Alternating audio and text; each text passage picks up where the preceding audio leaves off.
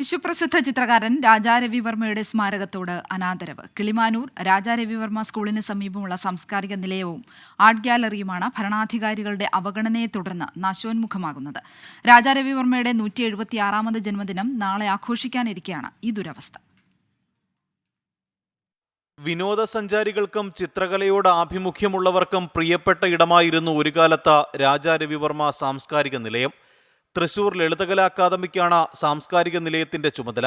2014 ഉദ്ഘാടനം ചെയ്ത രവിവർമ്മ സ്മാരകത്തിന്റെ ഇപ്പോഴത്തെ അവസ്ഥ ഇങ്ങനെ.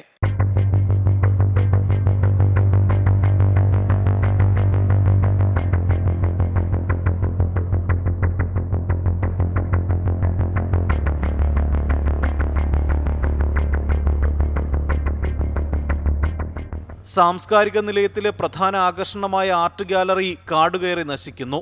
മേൽക്കൂര തകർന്നു. ഗ്യാലറിക്കുള്ളിലെ 46 അപൂർവ ചിത്രങ്ങൾ മഴയും വെയിലുമേറ്റ് നശിക്കാതിരിക്കാൻ ഒരറ്റത്ത് കൂട്ടിയിട്ടിരിക്കുന്നു. സർക്കാർ അവഗണനയിൽ കിളിമാനൂർ കൊട്ടാരത്തിനും കടുത്ത അതൃപ്തിയാണ്. ഇവിടെ എല്ലാവരും ഇടതും വലതും എല്ലാവരും മാറി മാറി ഭരിച്ചിട്ടുണ്ട്, എല്ലാ കാര്യങ്ങളിലും കൂടെ ഉണ്ടായിട്ടുണ്ട്. പക്ഷേ ഇപ്പം എന്താ ഈ അക്കാദമിക്ക് എന്താ ഇങ്ങനെ വന്നത്? ഞങ്ങൾക്ക് ആർക്കും ഞങ്ങളുടെ ഏറ്റവും വലിയൊരു വേദന, കിളിമാനൂർ കൊട്ടാരത്തിൻ്റെ വേദന എന്ന് പറയുന്നത് ഈ ഒരു അവഗണനയാണ്. ഞങ്ങളിവിടെ എല്ലാം ചെയ്യുന്നുണ്ടല്ലോ. ഏപ്രിൽ 29 രവിവർമ്മയുടെ ജന്മദിനമാണ്. 176ാമത് ജന്മദിനമാണ് ഇവിടെ നടക്കുന്നത്.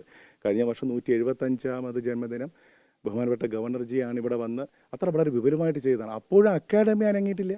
അക്കാദമി ഒരു തിരി രവിവർമ്മയ്ക്ക് വേണ്ടി ആ സ്മാരക നിലയത്തിൽ കൊളുത്തിയാൽ പോട്ടെന്ന് വെക്കാം. അതുപോലും അവരുടെ അടുത്ത് ചോദിച്ചു നോക്കുള്ളൂ, എന്നാണ് രവിവർമ്മ ജനിച്ചതെന്ന് ചോദിച്ചു നോക്കുക. കിളിമാനൂർ രാജകുടുംബം പഞ്ചായത്തിന് വിട്ടുകൊടുത്ത 1 ഏക്കർ 60 സെന്റ് സ്ഥലത്താണ് സാംസ്കാരിക നിലയം സ്ഥിതി ചെയ്യുന്നത്. അനാസ്ഥ പുറത്തറിയാതിരിക്കാൻ ആർട്ട് ഗ്യാലറിയിൽ ആരെയും പ്രവേശിപ്പിക്കരുതെന്നാണ് കർശന നിർദ്ദേശം. 24 തിരുവനന്തപുരം.